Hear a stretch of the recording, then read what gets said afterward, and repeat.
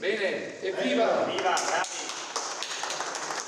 Il taglio del nastro ufficializza la conclusione dei lavori durati circa 4 mesi nello storico edificio di Viale Venezia, che occupa un'area di circa 40.000 metri quadrati. Agli alpini dell'omonima sezione Montegrappa è affidata la cura e l'uso della palazzina comando.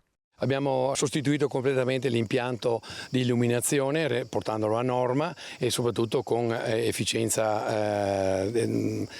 al massimo, e ripristinato le parti murarie che abbisognavano di un restauro approfondito, e soprattutto anche la parte della pavimentazione riportata a nuovo.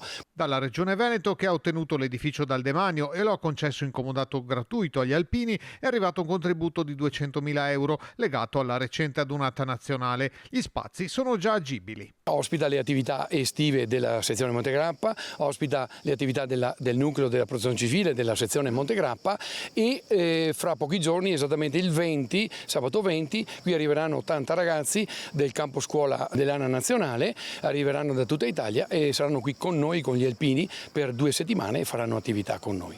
In un'altra ala dell'edificio troveranno spazio l'Agenzia delle Dogane, l'Agenzia delle Entrate e, nello stabile più a sud, il futuro commissariato di polizia, nell'ambito, come ha sottolineato il sindaco Nicola Finco, di una riqualificazione generale di tutta la zona. Per questi lavori anche il progetto è stato firmato da un alpino. L'ANA vive delle sue peculiarità, delle sue eccellenze.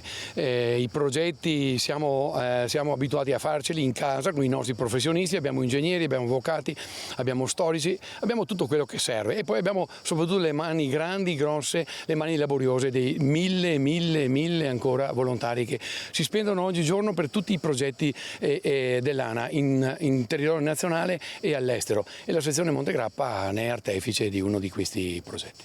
La città di Bassano e la caserma Montegrappa saranno stabilmente sede di una delle cerimonie di consegna del cappello alpino ai nuovi allievi.